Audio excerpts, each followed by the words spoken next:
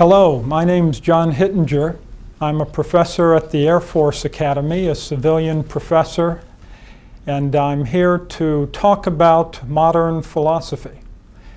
This is an important course for your studies. On the other hand, you'll find that there are things in modern philosophy that are a great challenge to the faith, but they are challenges which we must meet head on.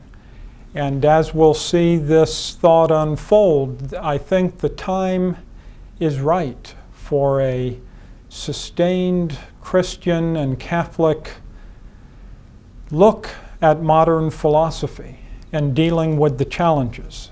The first thing I'd like to do, though, is make some acknowledgments. I would like to thank Professor McInerney, one of my mentors when I was an undergraduate at Notre Dame, for teaching me Thomas Aquinas, and of course Joe Evans, who showed me the thought of Jacques Maritain, who will be one of the guiding lights for my reading of modern philosophy. I would also like to thank the professors at Catholic University, Jude Doherty, Richard Kennington, Tom Proofer, Father Wallace. All of these men I have learned much from, and I make my attempts to convey to you some of the things I've discovered about modern philosophy and how to relate it to your study of St. Thomas and Aristotle. I think just for starters, I would like to go back to Jacques Maritain's book, Introduction to Philosophy, and just to recall some basic truths.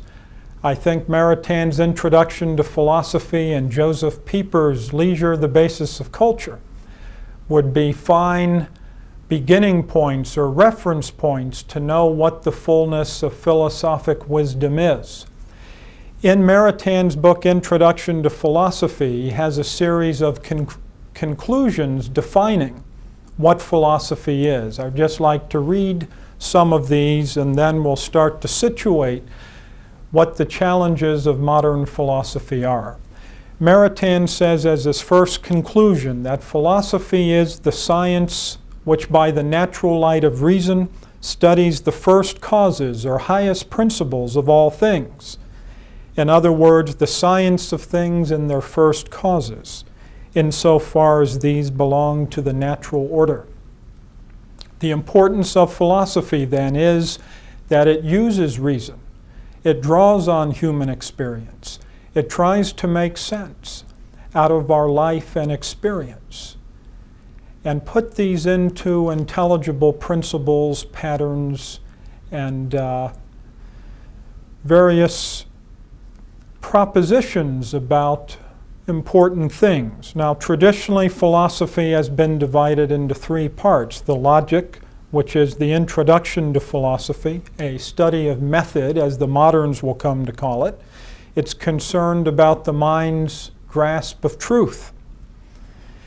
The second part is theoretical or speculative philosophy. It studies the being of things, and I know you have been studying philosophy of nature, philosophical anthropology, metaphysics, philosophy of religion, all those wonderful courses that ICU has lined up for you. And third is practical philosophy, which studies the good of human acts. It includes ethics and political philosophy primarily. Now we'll see that modern philosophy does essentially redefine all three branches of philosophy. That's why I'd like to move on to a third conclusion of Maritain's in his book. It's conclusion 3, which is that theology, or the science of God as he's been made known by revelation, is superior to philosophy. Philosophy is subject to it neither in its premise or its methods, but in its conclusions, over which theology exercises a control, a negative rule of philosophy. We will take our bearings by our faith, but faith won't tell us where the fallacy of the argument is. Faith won't tell us why this has been badly conceptualized. That is the task of the philosopher. So what is modern philosophy, and how can we start out this journey And why should we start out the journey of studying these great minds in the centuries from the 16th to the 18th century?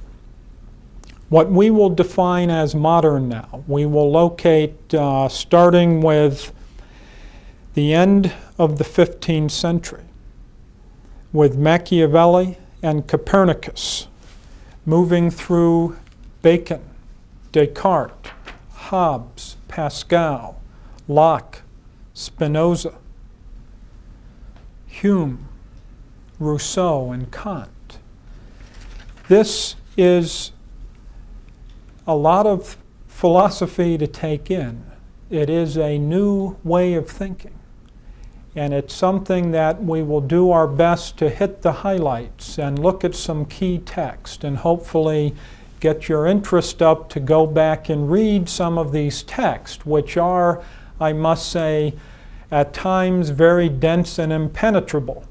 It is one of the great things about Aristotle as the philosopher of common sense that although he's not easy, you can get a foothold in Aristotle. You can see the basic experience or ideas and human phenomenon, natural phenomenon to which he refers.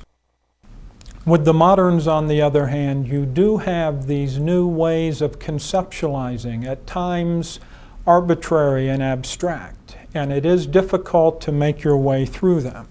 But I hope with some of the keys I'll provide you, you can start to make sense of these important thinkers. Now, one reason we need to study well the moderns is that the modern philosophers do define the culture in which we live. They do define the historical struggle and point at which we find ourselves. I think maybe one good point of orientation to begin with is to think about the Vatican Council's pastoral constitution on the church in the modern world. The very title shows the importance of understanding our situation. As much as we take for our mentor, Thomas Aquinas, and know the great synthesis that he achieved, in which we know is a living Thomism, we must understand the historical situation and intellectual challenges in which we live. I'm going to read to you some of the pastoral constitution on the church in the modern world. This is from the opening section. It says, the Council Fathers say that the Council yearns to explain to everyone how to conceive of the presence and activity of the church in the world today. Therefore, the Council focuses its attention on the world of men, the world which is the theater of man's history, the air of his energies, his tragedies, his triumphs. To carry out this task, the Council Fathers say, they must scrutinize the signs of the times. That phrase, which has been abused by some, has a good meaning, that the signs of the times indicate what we are dealing with. And as the Council Fathers say, not to reduce the gospel to modern philosophy or the modern mind, but to interpret them in light of the gospel. But we've got to look at these signs. Basically, I think the Council Fathers do hit the core that I will elaborate for you as to what modern philosophy is all about and what its effects are.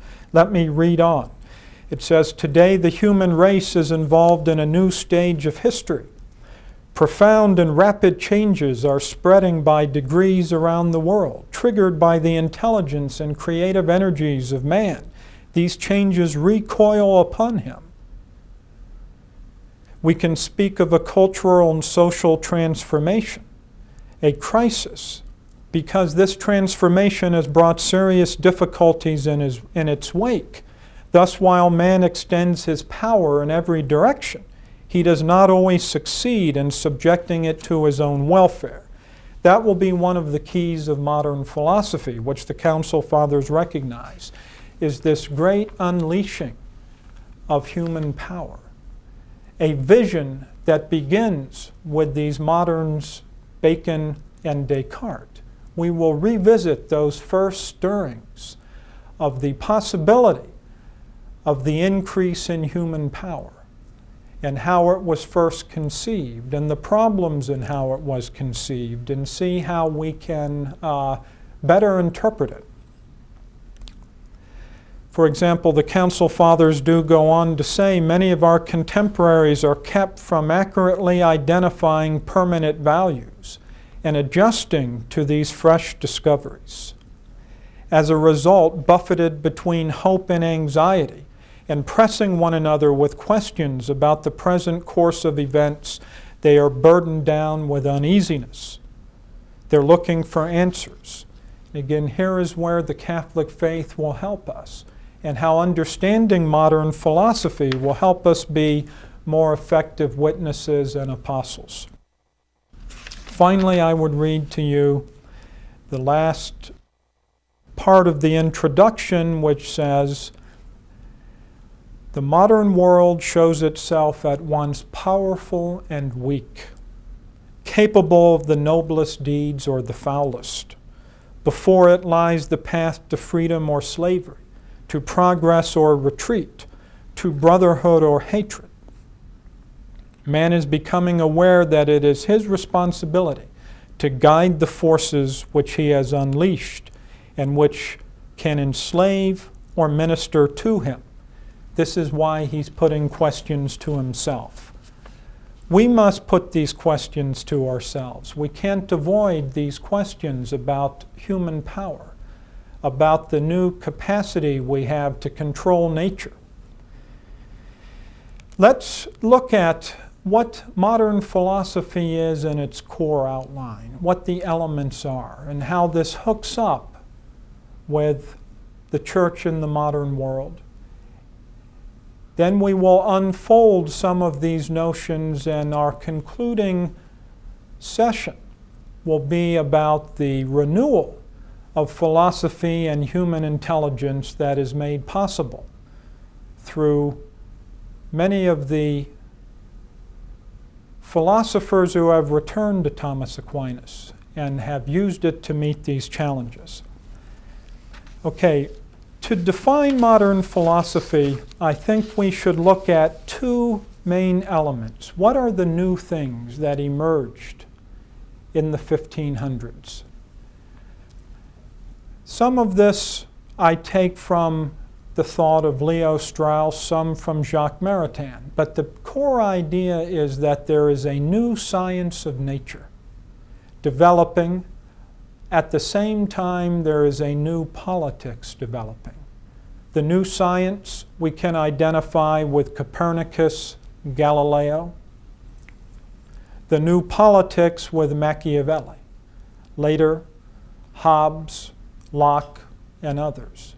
But the new thing, I need to elaborate some to see what happened.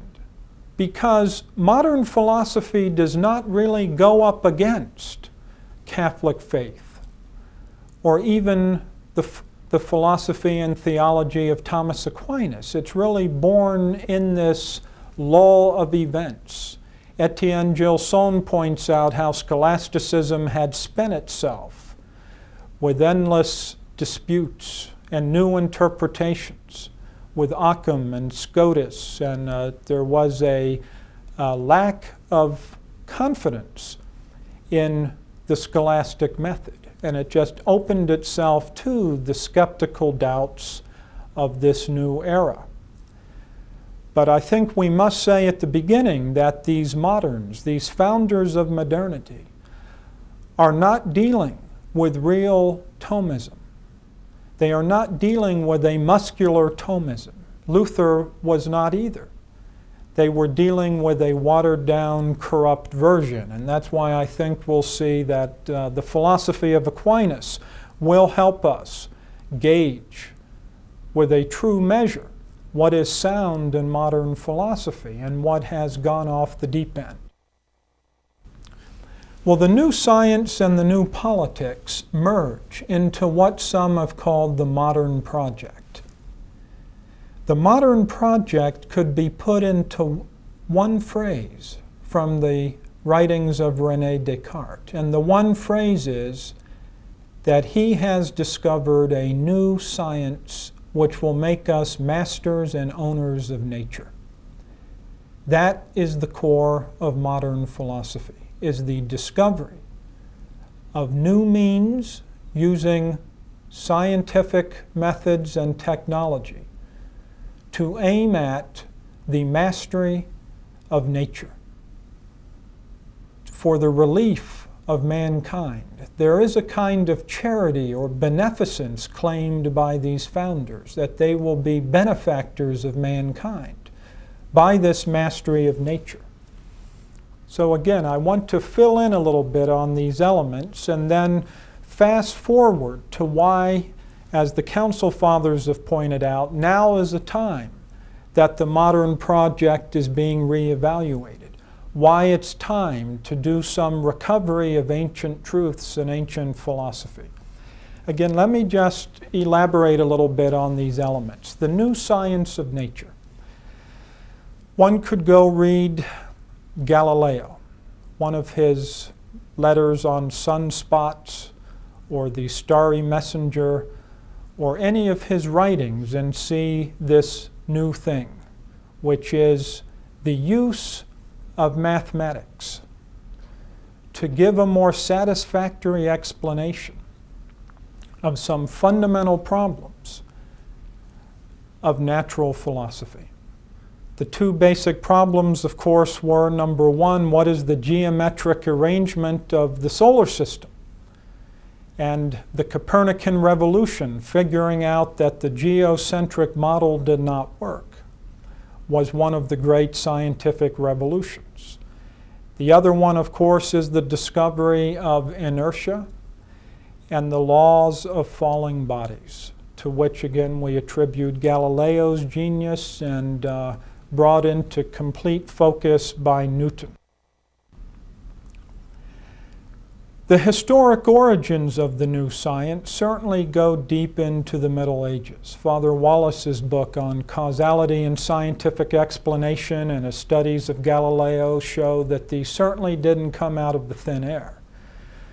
But we do see some new things developing, these new methods, the new methods of mathematical analysis, the emphasis upon empirical histories. This is something Francis Bacon urged, that we have less speculation about nature and more fact-finding, more catalogs of natural phenomena.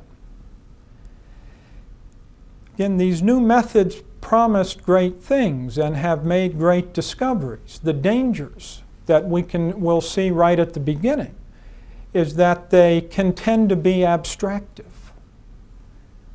Because of the mathematical intelligibility, we'll see that modern philosophy emphasizes the clear and distinct ideas of mathematics. There's a kind of abstraction, a loss of the sense of the real. Jacques Maritain will say that modern man is not ontological because he's lost this sense of being, the being of things, but we live in the abstractions or scientific signs. The other danger of the new science is that it can be reductive.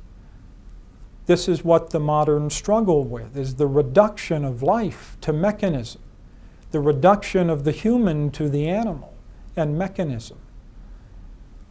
Again, it's a problem that has plagued modern philosophy and I think has come in to greater criticism because of these problems. Now, the new science itself would not be enough to explain the modern project. There's another key element, and that element is the new politics, to which we must trace back to Machiavelli. If you take Machiavelli's book, The Prince, and look at two key chapters, chapter 15 and chapter 25, I think you'll see one of the underlying assertions about the modern project. Basically, it's this. Machiavelli says he has a new science of human beings which will be realistic. He says, opposed to those who imagined republics like Plato or St. Augustine's City of God. He will study man as he is and not as he ought to be. And how he claims man is a passionate and selfish individual. And Machiavelli's recommendation is then that one must learn how to do evil, that one can't be good. As Maritain will later say, the great Machiavellian lies are that the just man must be weak, and that evil and evil means are necessary and lead to success. I think upon reflection and history, we can show those are not well-founded notions, but there's a daring, there's an appeal, a rashness about this Machiavellian revolution that had its appeal. As a matter of fact, Machiavelli emphasized the extreme conditions, the exception to the rule, to try to work up this new daring or sense of mastery. And of course, where this ends, maybe it's the most important passage to understand the modern project, is in chapter 25 of The Prince, in which he says we must conquer fortune. That the problem with the ancients was that they acquiesced in chance or divine providence and thought that life had many elements which were out of their control. And Machiavelli says we can whittle that down so that more is within human power. And with one of the shocking images starting modern philosophy, Machiavelli said, fortune is like a woman who can be controlled by the daring man who will knock her down. Again, just a violent image about the beginnings, that we must assert human power against nature, against political matters, and of course they claim this benefaction that by the discovery of this increase in human power, we will be able to make life better, to bring true peace, happiness to mankind. Now, putting these two elements together, on the one hand, the new science of nature of Galileo and Copernicus, and on the other hand, the new politics of Machiavelli, we've got to look to Descartes.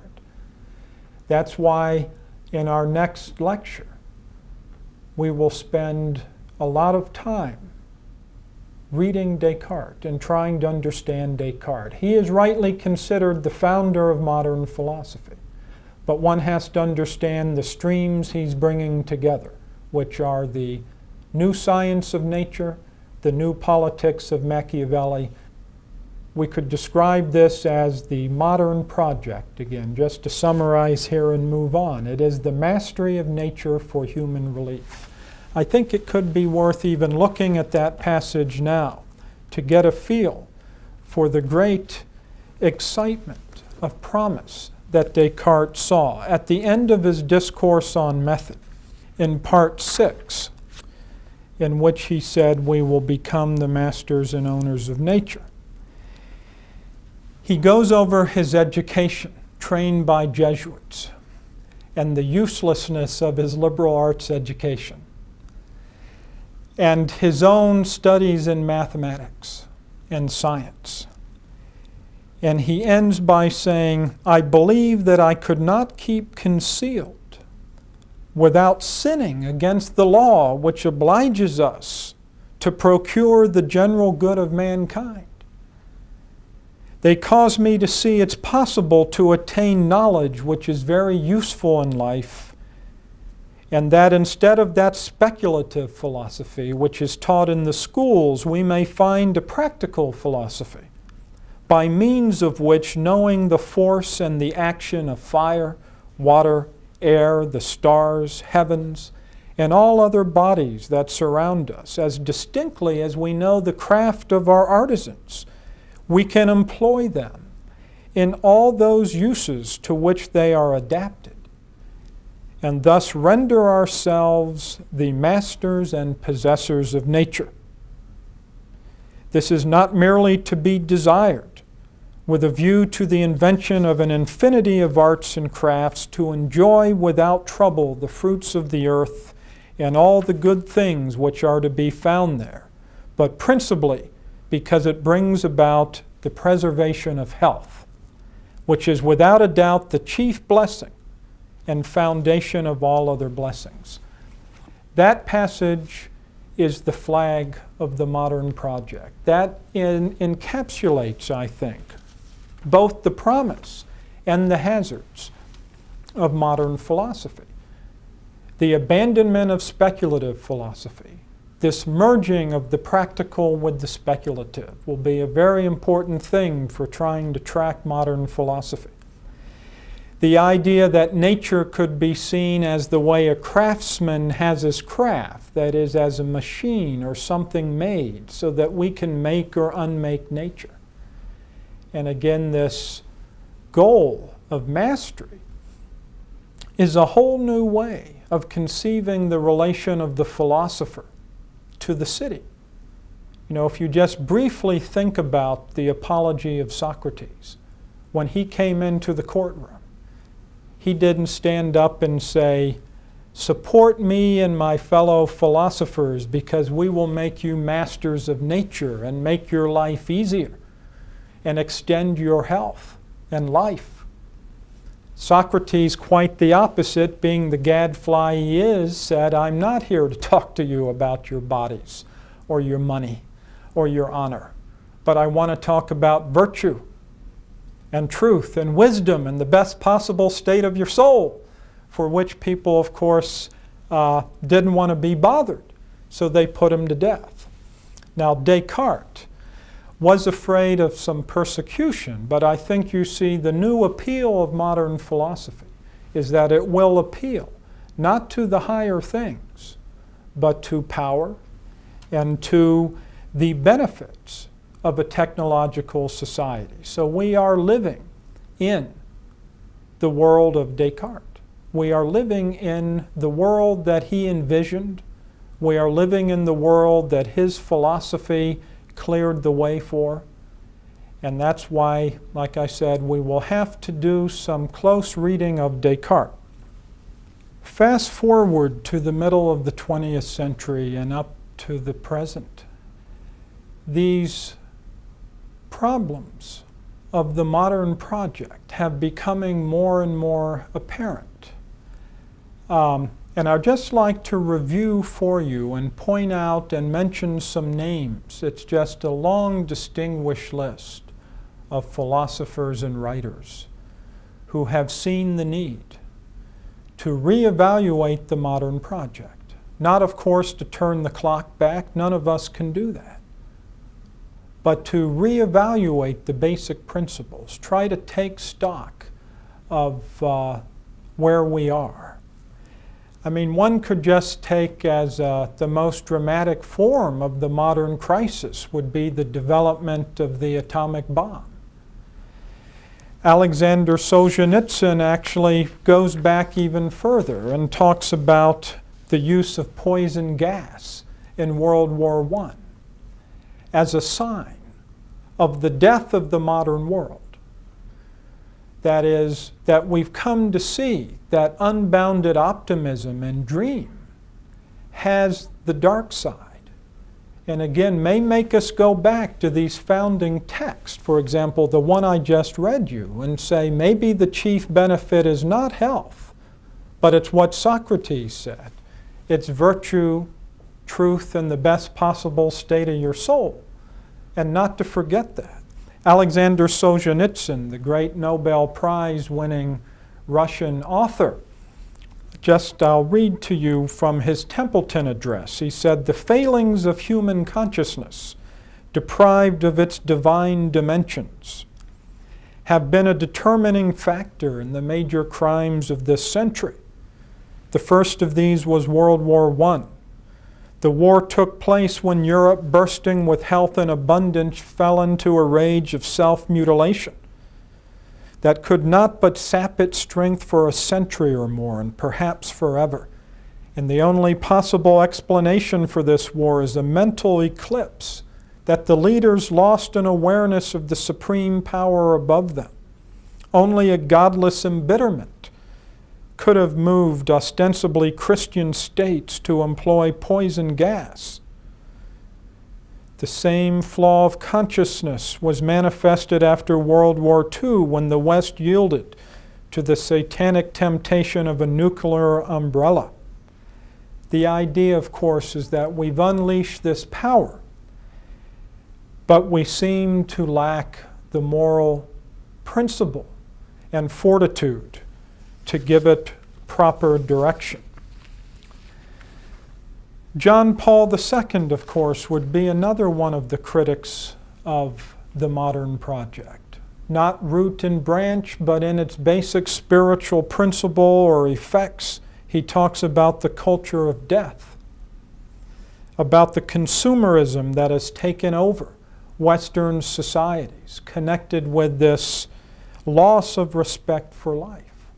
Again, I think we can trace these back to Descartes and Hobbes and Locke, at least to see where the principles of their philosophy left out some key things, distorted important truths.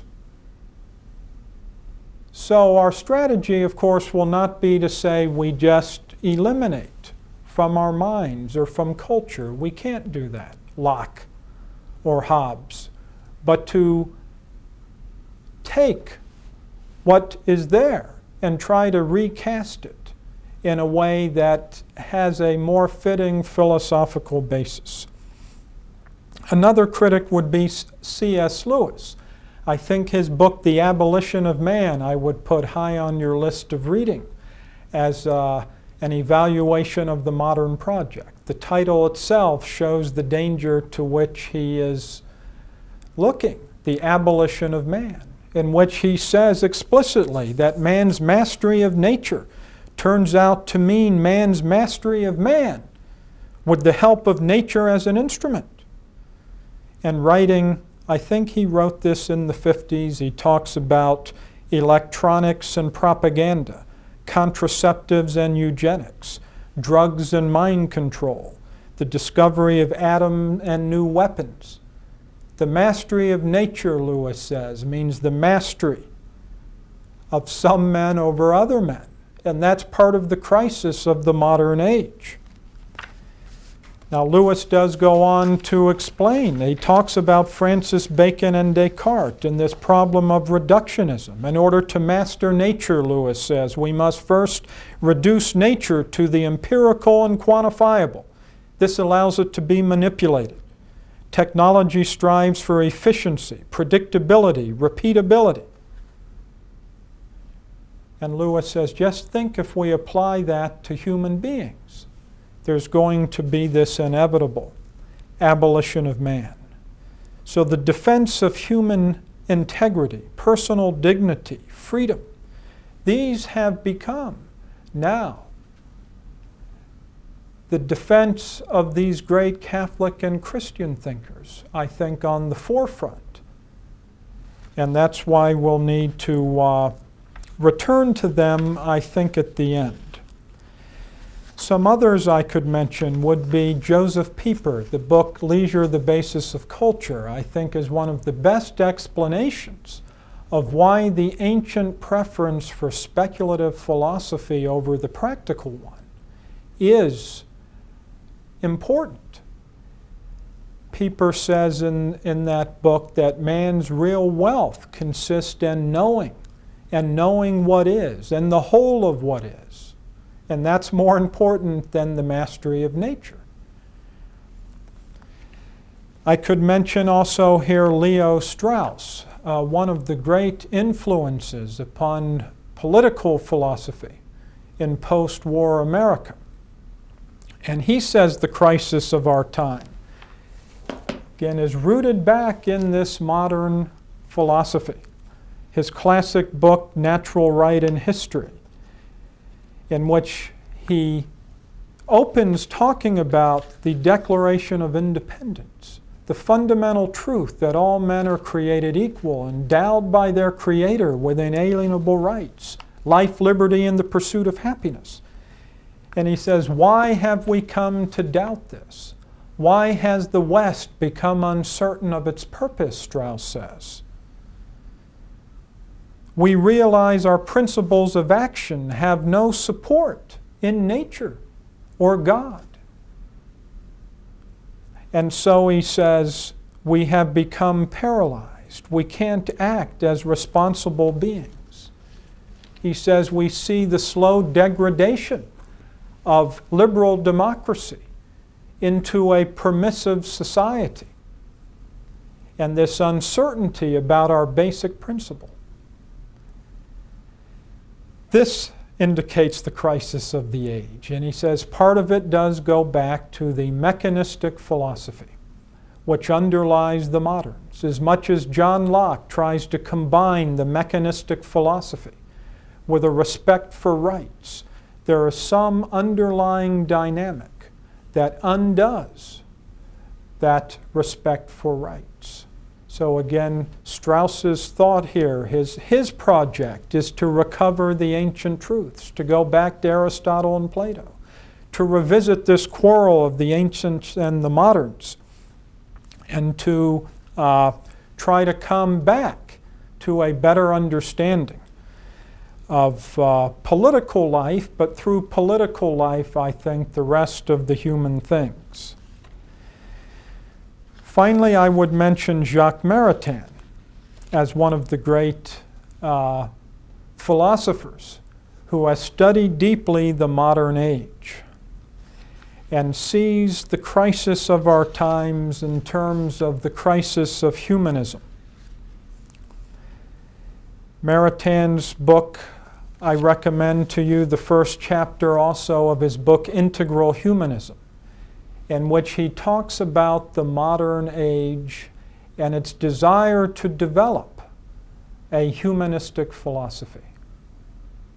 And that was actually its battle cry, to develop humanism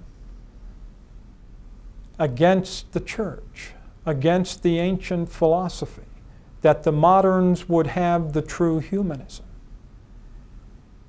And it is Maritain's contention as he looks through those philosophers and looks at the crisis of our time. He began writing this back in the 30s, that the modern age is not able to sustain a true humanism because of its basic philosophic principles.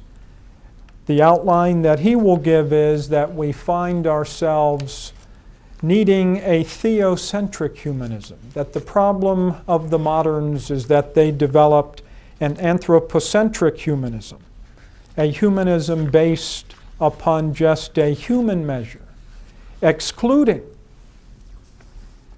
any respect for the higher principle. There's a passage of his I would like to read, again, to give you a sense for his concern and a point of orientation as we read through our modern philosophers.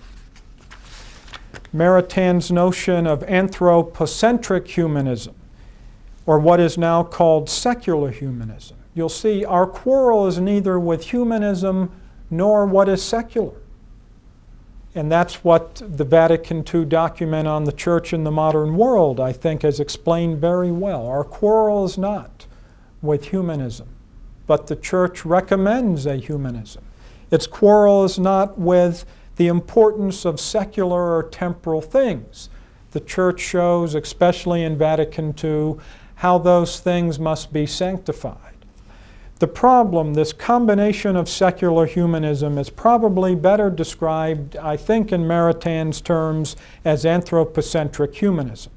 It's a humanism which defines man by excluding reference to the transcendent and the divine.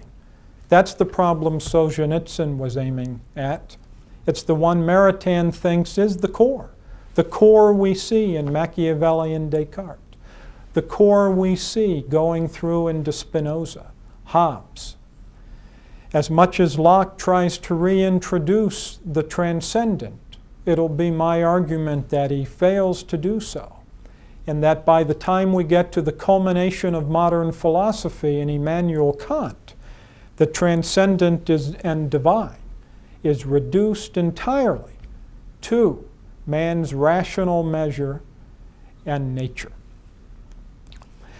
Maritain also says part of this anthropocentric humanism is that human happiness is to be found in this world alone. It grounds the modern project to master nature, to be lord of the exterior nature and reign over it by means of technological procedures. This is quoting Maritain, to create a material world where man will find, following Descartes' promises, a perfect happiness. End of quote. Maritain at times calls it's the crisis, being a good Frenchman, of bourgeois life, that you see this particularly in middle-class Western societies. He says it's become a cult of earthly enrichment, where economic life absorbs every other field of activity. He says our society has come to love things more than persons. John Paul has learned a lot, I think, from Jacques Maritain. By excluding the eternal and spiritual value, he says, the bourgeois have only material goods for private consumption and no basis for a common good. By excluding a transcendent measure for human action, libertarianism, and mere mutually agreed to restrictions on liberty are the only rules for behavior we have. And so in this weird world, we now see Larry Flint can become a hero of liberty and the First Amendment. And we can no longer distinguish what belongs in the gutter from what is noble and a good human aspiration. So Maritain, I think, put us on to this challenge, the exigencies of the Catholic thinker in the 20th century and now coming into the new millennium. Maritain, I think, is still a great guide for us, incorporating a sound philosophy of human rights, and see the difference between the modern foundation, which is not able to sustain it, and a foundation in the philosophy of Thomas Aquinas. Realizing that God is the center of man, open to the higher truths of metaphysics, open to the higher truths of revelation, of grace.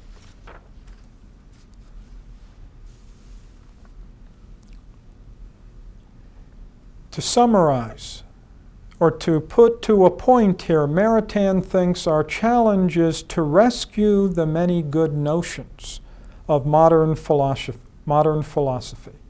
from the philosophical errors in which they have been put. And it's not to turn back the clock, but it's to take these new developments that define the modern age, the discoveries of mathematical science, the new self-consciousness of human dignity, the new discoveries of human power, and mastery of nature. Maritain thinks all of these things contain core truths, but they have been put into a form of philosophy which doesn't do justice to those insights. And that's, again, why our project will be to read the modern philosophers, try to understand what they were discovering and aiming at,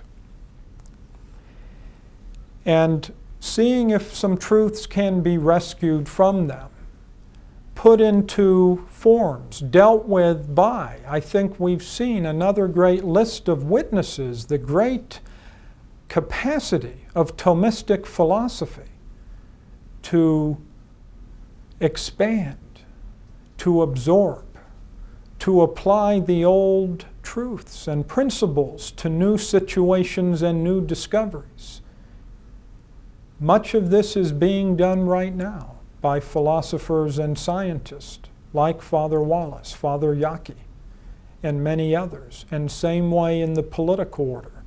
The embracing of a true notion of freedom and human rights.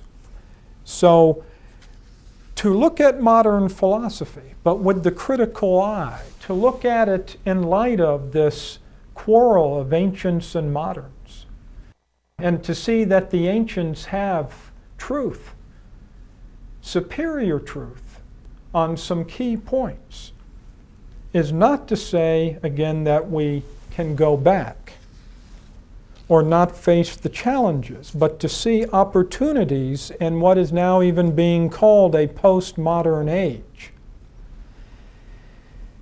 And a crisis which has people asking these questions about where have we gone wrong? Where have we gone wrong with these new weapons that are out of control? Where have we gone wrong with the destruction of the environment? Why do we have this phenomenon of degradation of human beings through technology or through mass entertainment or drug use? What's wrong? I think people are asking these questions can help us to look at the old and the new, to supply a context or the principles that are missing. And I think in that way provide the wisdom that the age is looking for. Now let me just say something then about the outline of what our studies will be. The first thing we must do is read René Descartes. So we will spend the next hour talking about his discourse on method and the meditations on first philosophy, the most important and founding documents of modern philosophy.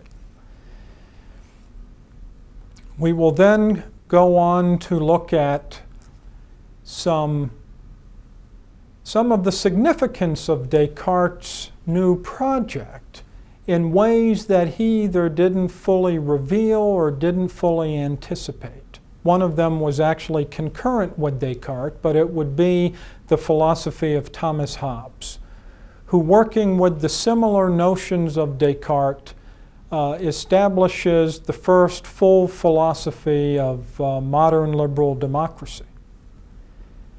We'll also then look in the more speculative or religious and metaphysical realm at Benedict Spinoza, one of the hardest philosophers to read, but whose vision of pantheistic unity is really one of the astounding aspects of the modern age, an aspect which is not often looked to, but I think it's what we would call a monistic view of nature and the world, which Spinoza puts into its most, I will say, articulate form, although Spinoza is a very hard philosopher to read.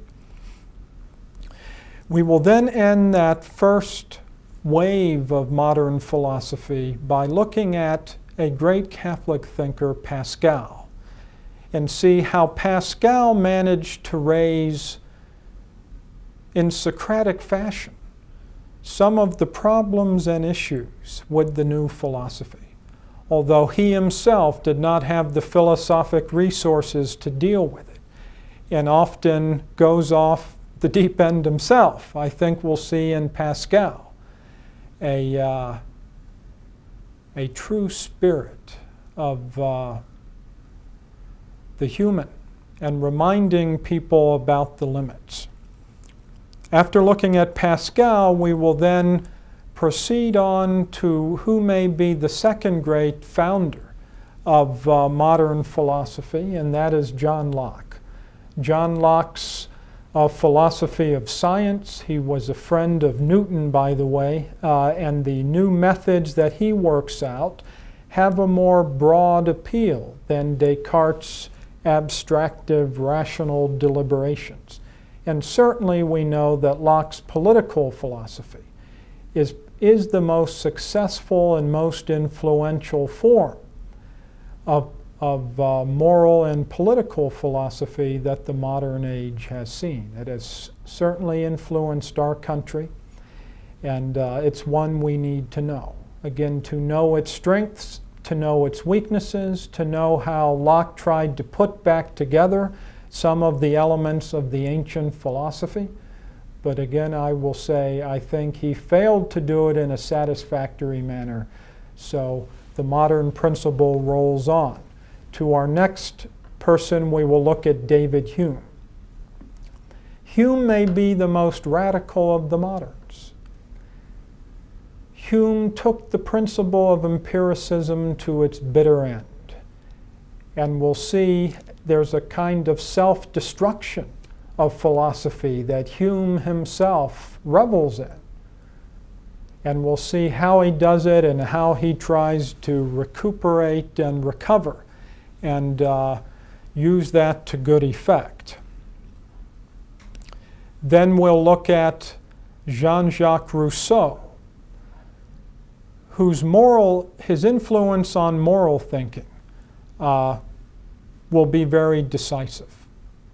On Kant, and that will be the culminating hour, the fifth hour of our talks, or starting in the fourth into the fifth hour will be on Kant. Kant is the great synthesizer of modern philosophy. Kant is the modern philosopher. Kant has brought together all the stirrings and strivings, probings and issues of modern philosophy into this uneasy synthesis in his great critiques of pure reason, critique of practical reason, and critique of judgment. These are books that cause all philosophy students many endless nights, or at times even puts them to sleep, but they are the most important reference points for us to understand the great promise and achievement and limits of modern philosophy. And then, as I said, for our ending meditation for half an hour in analysis, I would like to look at the positive developments within the Thomistic tradition and others who have returned to the ancients, to have really begun to develop a new philosophy for our time. Some very exciting developments that I think we'll see, ranging from, as I mentioned, John Paul II and his official reevaluation of Galileo, to a closer look at Maritain and Strauss and C.S. Lewis and Alasdair MacIntyre and a number of very knowledgeable and persuasive thinkers who know their modern philosophy, face it squarely, and show how St. Thomas and his mentor, the philosopher Aristotle, are the guide we need for finding the wisdom to enter into this new postmodern age. So I think this exploration of modern philosophy will be a challenge to you. On the one hand, as I mentioned, because of the text, which are often dense and impenetrable. There is also a problem of interpreting some of these texts, and we won't have much time in these brief lectures to get into the subtleties of interpretation, trying to discover the author's intention, much of which occupies the scholars of modern philosophy. I mean, the big one, for example, would have to do with the religious orientation and beliefs of some of the founders of modernity, like Descartes. Was he a good Catholic or not? John Locke, good Anglican or not?